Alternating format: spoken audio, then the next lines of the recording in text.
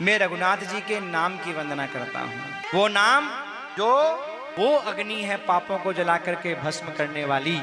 जैसे सजनों एक छोटी सी चिंगारी एक रुई का बहुत बड़ा पहाड़ हो और छोटी सी चिंगारी लग जाए तो जैसे समाप्त हो जाता है, ऐसे ही राम नाम वो है जो पाप चाहे पहाड़ जैसा क्यों न हो, लेकिन राम नाम की एक छोटी सी चिंगारी भी उसको जला करके भस्म करने की ताकत रखती है महाराज, समाप्त करने की ताकत रखती है। आप ऐसे समझो कि कोई जन्म जन्म का पापी है, अब महाराज उसके ऊपर भगवान के नाम की कृपा कैसी होगी।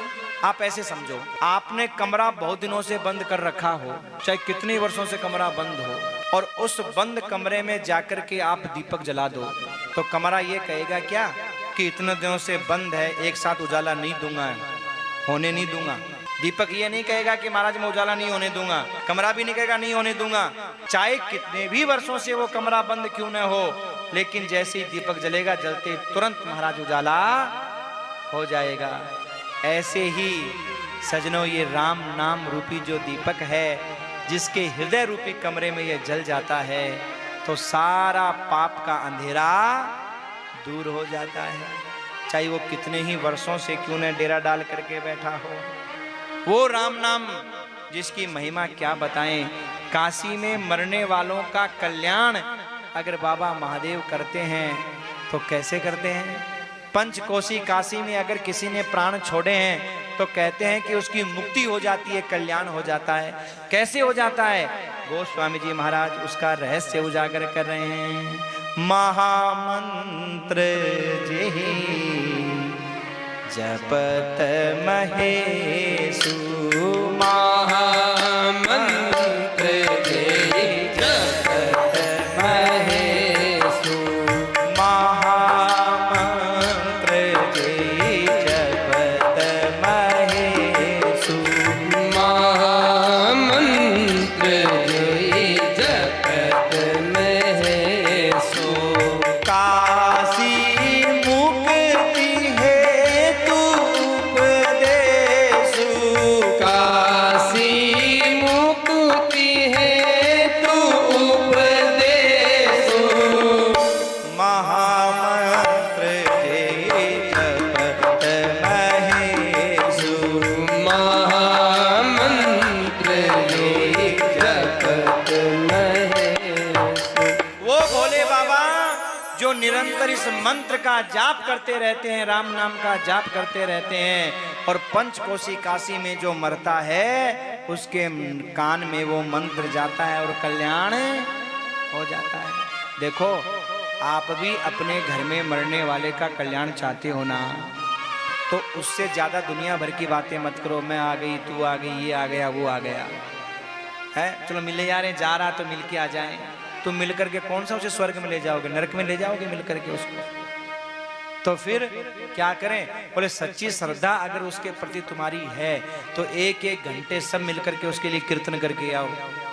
जो भी मिलने आए भैया कल कीर्तन कर, राम नाम का जप कर, जो भी आए चल बैठ तू भी कीर्तन कर। या तो लोग मिलने ही आना बंद कर देंगे कि 1 घंटा कीर्तन करना पड़ेगा, भैया कौन जाएगा, इतना समय ही नहीं है। तो वैसे ठीक, और मिलने आएंगे कीर्तन करेंगे तो महाराज जो दुनिया से जाने वाला है उसका भी कल्याण है, और जो किसी भी बहाने से कीर्तन किया है उसका भी, दोनों का कल्याण हो जाएगा महाराज। तो भैया ये रहस्य है कल्याण करने का कि मरने वाले के पास बैठ करके कीर्तन करो, दुनिया भर की बातें उल्टी सीधी बातें मत करो, क्योंकि राम नाम का बहुत बड़ा प्रभाव है। वाल्मीकि जी जिन्होंने उल्टा नाम जप जप करके जप जप के अपना कल्याण कर लिया। सजनों एक बात ध्यान रखना, जो वाल्मीकि जी जिन्होंने रामायण लिखी आदि कवि, वो वाल्मीकि अलग है, और जो डाकू हुए हैं चतुर्थ वर्ण में है, जो वाल्मीकि हुए हैं वो अलग है। वाल्मीकि रामायण जब पढ़ोगे तो वाल्मीकि जी ने स्वयं अपना परिचय दिया है। वाल्मीकि रामायण लिखने वाले वाल्मीकि जी ब्राह्मण शरीर से थे, और जो डाकू थे बाद में उल्टा नाम जपा और वो महाराज वो ज्ञान जिनको हुआ ब्रह्म समान जो बने, वो शूद्र चतुर्थ वर्ण के महाराज वाल्मीकि थे। और महाराज युगों का अंतर है दोनों में, ध्यान दीजिएगा। वो त्रेता युग की बातें हैं, रामायण लिखने वाले वाल्मीकि जी की। और जो ये उल्टा नाम जपे डाकू हुए, ये द्वापर के अंत की बातें हैं। द्वापर के अंत में वो वाल्मीकि हुए हैं जिन्होंने उल्टा नाम जप करके भगवान को प्राप्त किया। इसलिए दोनों एक मत समझना आप लोग, दोनों अलग अलग हैं कि महाराज वो उल्टा नाम जप करके और जो है ना वाल्मीकि ने रामायण लिख दी। ऐसा नहीं है, नाम चाहे उल्टा सीधा जपो कल्याण होता है। तुलसी मेरे राम को रिज बजो या खींच, और जो खेती में नीपजे उल्टो सीधो बीजे। आहा महाराज, ये जो नाम है ना, इसकी क्या महिमा गाएं, कैसे? नर नारायण सरिस सुभाता, नर नारायण सरिस सुभाता, जग पालक विशेषी जन त्राता, जग पालक विशेषी जन त्राता। सियारा बोलो नारायण भगवान की जय। नर और नारायण दो भाई हैं, नाम सुना है? जो बद्रिकाश्रम में तपस्या करते हैं आज भी, नर और नारायण। और सजनों निरंतर भगवान के नाम का जाप करते रहते हैं, निरंतर नाम जाप करते रहते हैं। नाम जाप की बड़ी महिमा है, इसलिए अपने बच्चों से भी भगवान के नाम का जाप करवाया करो और स्वयं भी किया करो। पर यहाँ न तो स्वयं करते हैं, बच्चों को तो छोड़ ही दो। और जैसे माँ बाप वैसी औलाद है। बोलो, जब देखो, जब माँ बाप जब बैठ करके भजन पूजा जब करेंगे ना, तो औलाद छोटेपन से तुम्हारे पास देखेगी ना, वो अपने आप करना शुरू कर देगी महाराज। और जब माँ बाप औलाद को नहीं देगी तो फिर बच्चे भी, कोई तो कारण है जो बच्चे नास्तिक होते जा रहे हैं, उसमें माँ बाप का कोई तो कारण है। ऐसा नहीं है कि बच्चों का ही पूरा दोष है, कुछ तो माँ बाप का दोष है भाई। और पहली गुरु कौन होती है? माँ ही होती है। इसलिए माँ को विशेष रूप से महाराज सावधान रहना चाहिए। बचपन से, छोटेपन से ही महाराज अपने बच्चे को साथ लेकर के बैठ करके नाम जप करो, बच्चा भी वैसा ही करना शुरू कर देगा। बच्चा जब गर्भ में हो तभी से शुरुआत नाम जप की करो, तो बच्चा महाराज, क्योंकि शुरुआत तो वहीं से होती है ना। जब धार्मिक परिवार है, नाम जप करने वाला परिवार है, तो बालक गर्भ में आएगा तो भी नाम जप के साथ आएगा। बालक जन्म लेगा तो नाम जप के साथ ही लेगा, और बालक जब धीरे धीरे बड़ा होगा तो नाम जप के साथ ही बड़ा होगा। इसमें माँ का भी दोष है महाराज। तो भैया, नर और नारायण सदा प्रभु का नाम जपते रहते हैं। और देखो, एक सहस्त्र कवच नाम का महाराज राक्षस था, सहस्त्र कवच। उसके महाराज 1000 ऐसे कवच थे जिनको या तो कोई तोड़ नहीं सकता, एक कवच को भी। और अगर एक कवच तोड़ दे तो वो जिंदा नहीं रह सकता, खत्म। और ये महाराज आराधना की थी सूर्य की, और वरदान मांगा, कुंडल भी और कवच भी, कि पहली बात तो कोई मुझे मार नहीं सके। तो ये ब्रह्मा के द्वारा, सूर्य के द्वारा दिया हुआ ऐसा वरदान कि महाराज उसे कोई मार ही नहीं सके, बड़ा परेशान कर दिया दुनिया को। तो नर और नारायण दोनों भाई क्या करते, एक तो बैठ करके नाम जप करता और दूसरा भाई उससे युद्ध करता। जैसे ही एक भाई पावरफुल हुआ तो दूसरा भाई उसके कवच को तोड़ देता, और सर तय तोड़ते ही वो तो अंत। तो जिसने नाम जप का पावर अपने हासिल किया है, वो तुरंत पहले वाले को जिंदा करता। वो कमजोर हो गया वो, और वो पावरफुल है, उसको जिंदा करके कहता तो तपस्या कर, अब मैं इसको देखता हूँ। वो लड़ता महाराज उससे। दूसरा भाई महाराज वो फिर नाम जप करते करते ताकत हासिल करता, और जैसे ही पावरफुल होता सो ये भाई कवच तोड़ देता, और फिर वो इसको जिंदा करता, और जिंदा करने के बाद में फिर महाराज ये लड़ने लग जाता, और वो फिर नाम जप करता। ऐसे करते करते करते करते 999 तोड़ दिए महाराज। एक बचा।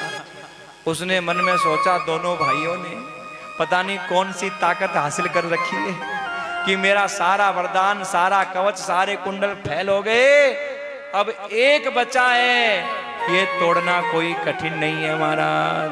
वो भागा सूर्य की ओर, और वही जो नर नारायण से युद्ध करने वाला जो बालक था, जो भी था, वही महाराज सूर्य ने कुंती को प्रदान किया, जो कर्ण बना, और उसके कुंडल भी था और कवच भी था, और उस कवच को कोई तोड़ नहीं सकता था, और जो तोड़ देता वो जिंदा रह नहीं सकता था। इसीलिए महाराज वो कवच पहले मांगा गया। छल से ब्राह्मण का रूप धारण करके वो इंद्र कैसे गया और कैसे वो कवच मांग करके लाया, क्योंकि सजनों अगर उसको तोड़ देता अर्जुन तो तुरंत खत्म हो जाते हैं महाराज, ये नियम था उस कवच का। तो सजनों नाम के प्रभाव से उस सहस्त्र कवच का महाराज अंत करने में सक्षम नर और नारायण निरंतर महाराज जो जाप करते रहते हैं। अब दोनों में बड़ा किसको कहें, छोटा किसको कहें? गोस्वामी जी का एक बात बताओ, भगवान राम बड़े हैं या उनका नाम बड़ा है? तो गोस्वामी जी बोले भाई मैं क्या बताऊं, ये निर्णय खुद ही कर लो। क्यों? एक छत्र एक मुकुटमणि सब वर्णन पर दो, तुलसी रघुबर नाम के वर्ण विराजत दो। एक मुकुट है, एक मणि है। अब तुम मुकुट को बड़ा कहोगे कि उसकी मणि को बड़ा कहोगे? दोनों में क्या अंतर है? दोनों में कोई अंतर नहीं है। इसलिए गोस्वामी जी कहते हैं मैं जिसको छोटा कहूंगा उसी का महाराज अपराध बन जाएगा। इसलिए मैं बड़े और छोटे की बात नहीं कहूंगा, मैं तो उनकी महिमा बता दूंगा। को बड़े छोटे कहूं अपराध, तो बड़ छोट के अपराध, को बड़ छोट कहूं अपराध, को बड़ छोट के अपराध। सुनि गुण भेद समुझिए हूँ साधु, सुनि गुण भेद समझिए साधु। किसको बड़ा किसको छोटा कहूं? जो संत हैं महात्मा हैं, आहा वो गुणों का जब मैं बखान करूंगा तो सुनकर के स्वयं निर्णय करो भाई। मैं किसी को बड़ा नहीं कहता, किसी को छोटा नहीं कहता, क्योंकि ये कहना अपराध बन जाएगा। पर गोस्वामी जी कहते हैं अगर आप अपना कल्याण करना चाहते हो तो बस एक काम करो, राम नाम मन दीप धरि, जी है दे हरि द्वार,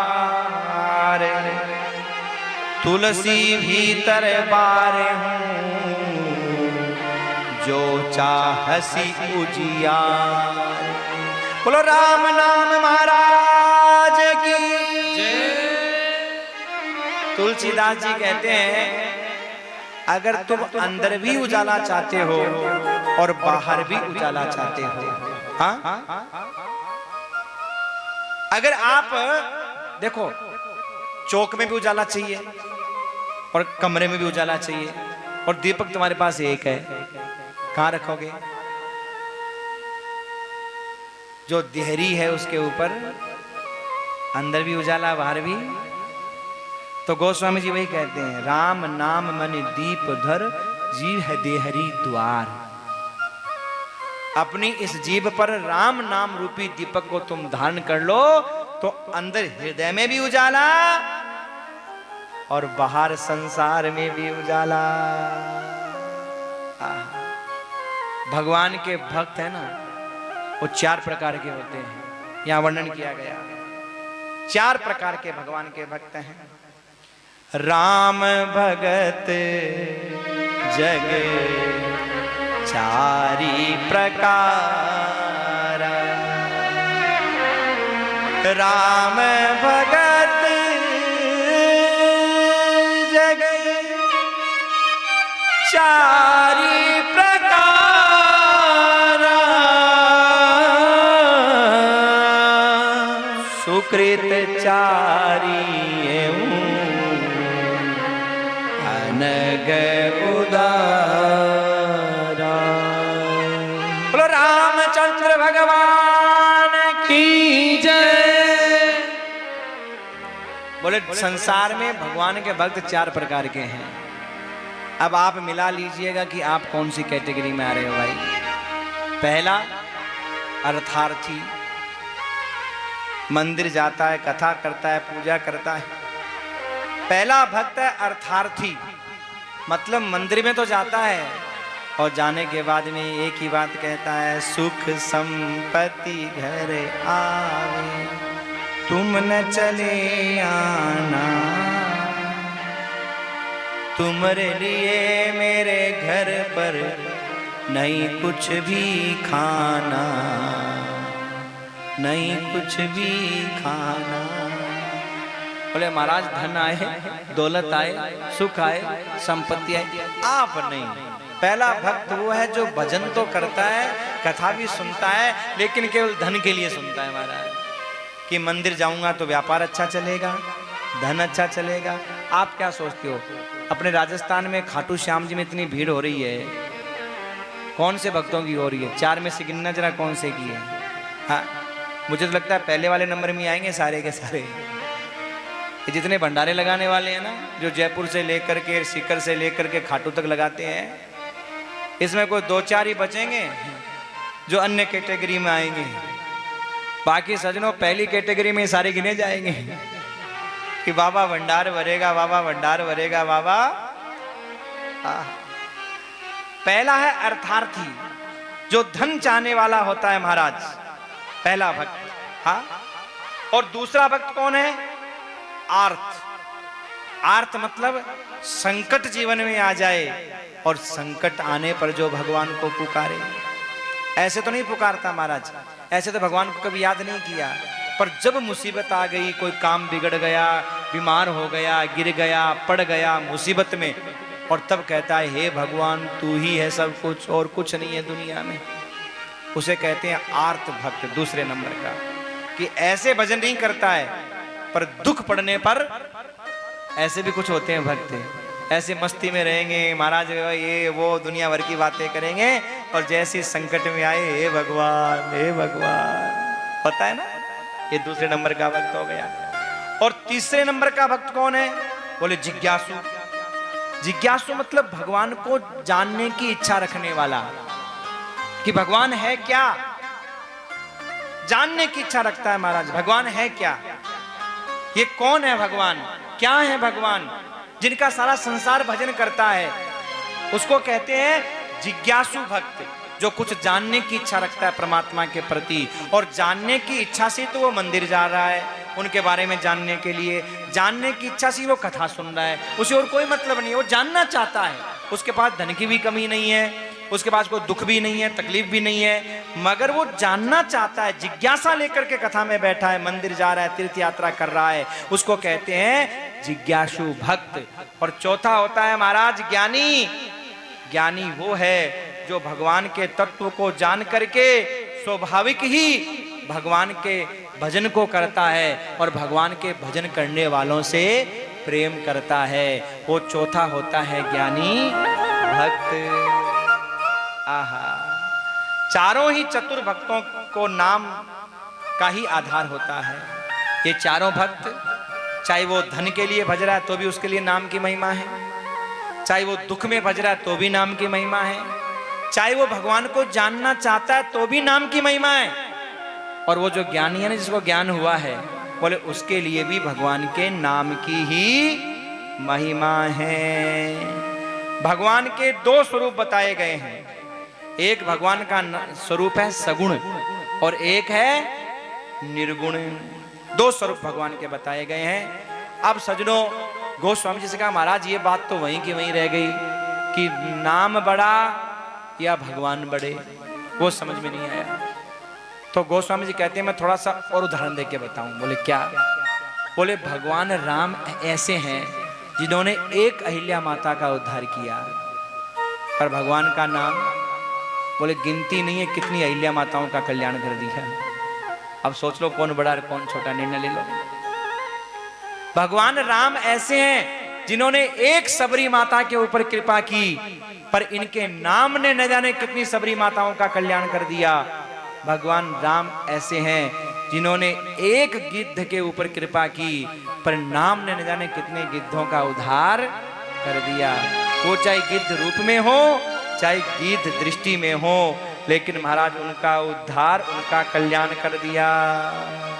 नारद भी भगवान के नाम की महिमा जानते हैं, इसलिए नाम जपते रहते हैं। और महाराज ध्रुव जी भी भगवान के नाम की महिमा जानते हैं, इसलिए भगवान का नाम जपते रहते हैं। गज गणिका यहाँ उदाहरण दिया महाराज, ये सब लोग उनके नाम की महिमा से ही और महाराज अपना कल्याण कर पाते हैं। और चाहे कैसे भी भगवान का नाम लो।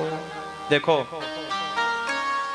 भागवत के 6ठे स्कंद के 2 अध्याय के 14वें श्लोक में वहां सुखदेव जी महाराज कहते हैं क्या? वहां सुखदेव जी महाराज कहते हैं, सांकेत्यम परिहास्यम वा स्तोभम हेलन में बवा वैकुंठ नाम ग्रहण मसे सागहरम विदु। ये 6ठे स्कंद के 2 अध्याय के और 14वें श्लोक में कहा। और यहाँ पर रामायण में यहाँ गोस्वामी जी कहते हैं, इसी श्लोक का भाव एकदम सटीक उतारा। भाय कुभाय अनख आलस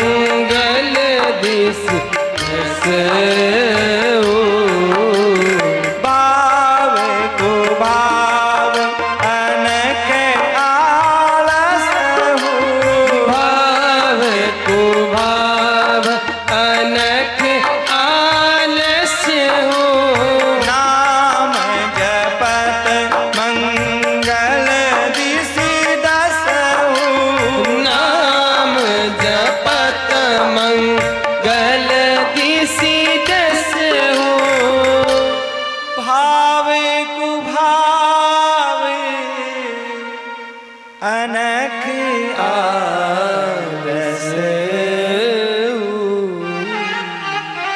नाम जपत मंगल दिसीन दस। भगवान का नाम कैसे ही लो, कल्याण करने वाला किसी भी नाम से, भाव से, कुभाव से, गिरते पड़ते किसी भी बहाने से। अजामिल ने किसको पुकारा? किसको पुकारा? भगवान को पुकारा था क्या? अपने पुत्र को, बेटे को पुकारा। अच्छा, जैसे ही बेटे को पुकारा तो भगवान ने अपने दूतों से कहा, जाओ जाओ छुड़ाओ छुड़ाओ छुड़ाओ। तो दूत भी यही बात बोले, महाराज आपको थोड़ी बुला रहा है। तो किसको बुला रहा है? बेटे को बुला रहा है। भगवान बोले, अरे भाई मैं कह रहा हूं तुम जाओ। क्या महाराज आप समझ ही नहीं पा रहे हो, ये अपने बेटे को बुला रहा है। भगवान बोले, अच्छा तुम ज्यादा समझते हो कि बेटे को बुला रहा है कि मुझे बुला रहा है? बोले, हाँ महाराज बिल्कुल समझ रहे हैं, बेटे को बुला रहा है, हम सही कह रहे हैं। भगवान ने कहा, अच्छा एक बात बताओ, इसके बेटे का नाम नारायण है या मेरा? बोले, उसका भी है, आपका भी? नहीं नहीं, इसके बेटे का नाम पहले नारायण था या मेरा नाम पहले नारायण था? बोले, महाराज पहले तो आपका नाम नारायण था, उसके बेटे का तो बाद में हुआ। अच्छा एक बात बताओ, उसके बेटे का नाम नारायण कब तक रहेगा और मेरा कब तक रहेगा? बोले, महाराज उसका तो ज्यादा दिन नहीं रहेगा, पर आपका तो हमेशा नारायण रहेगा। तो फिर नारायण वो हुआ, नारायण मैं हुआ।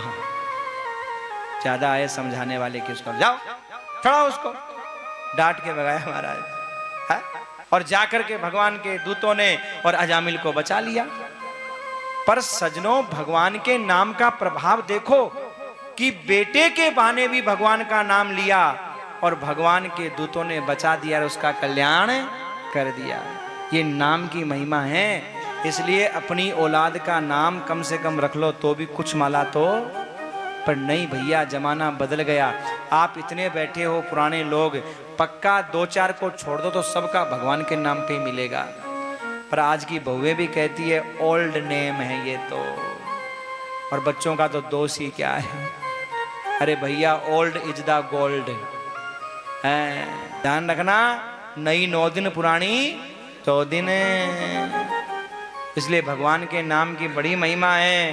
हमारे जो बुजुर्ग थे वो महाराज मूर्ख नहीं थे, वो नाम की महिमा बहुत जानते थे और इसीलिए महाराज ये नाम रखा जाता था।